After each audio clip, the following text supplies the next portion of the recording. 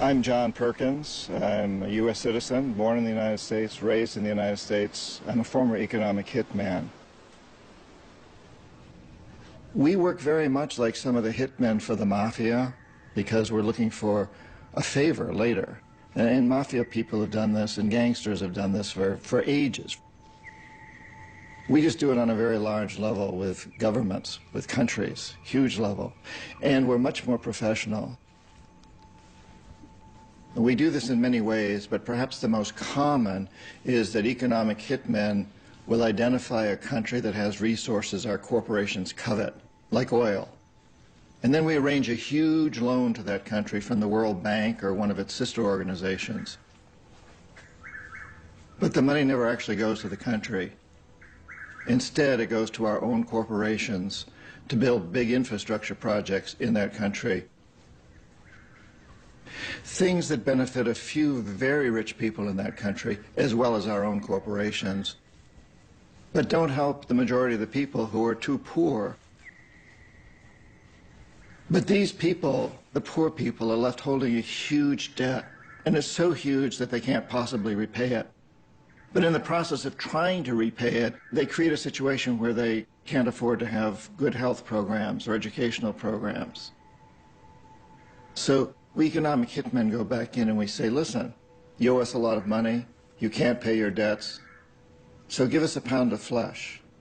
Sell your oil real cheap to our oil companies, or vote with us on the next critical United Nations vote, or send troops in support of ours to someplace in the world, like Iraq. And in that way, we've really managed to create this empire. Because the fact of the matter is, we write the laws. We control the World Bank. We control the IMF. We even control the United Nations to a large degree. And so we write the laws. So the things economic hitmen are not illegal. Putting countries in huge debt and then demanding favors in return, that's not illegal. It should be. It isn't.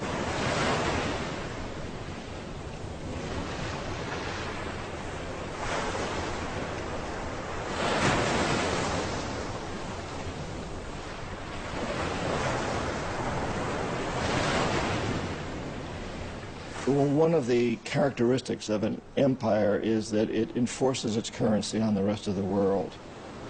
And we've really done that with the dollar. So in 1971, the United States had a tremendous amount of debt, and a lot of this was the result of the Vietnam War. And we were on the gold standard. So some of these other countries decided to call in their debts in gold because they didn't trust the dollar. Nixon refused to pay in gold, in fact took us off the gold standard because he knew he couldn't pay in gold. We didn't have the value.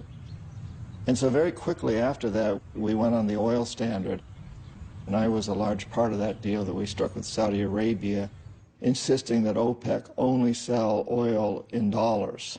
And so suddenly the dollar moves from the gold standard to the oil standard, which in many respects is a much more important standard because oil is intrinsically more valuable than gold in this day and age. And so suddenly the world can only buy oil for dollars, and the dollar is a very, very important currency.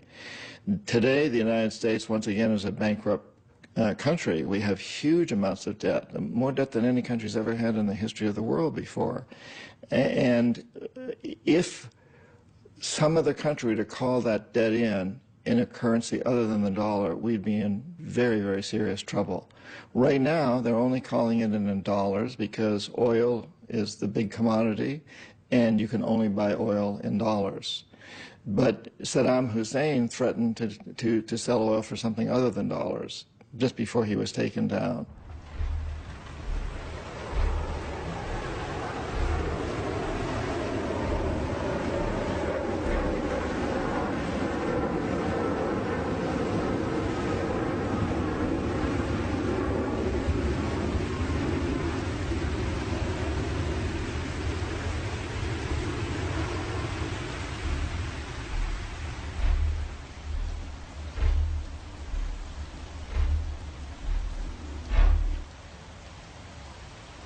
Sometimes we economic hitmen fail to corrupt leaders of other countries, as I failed with Omar Torrijos in Panama and Jaime Roldos in Ecuador.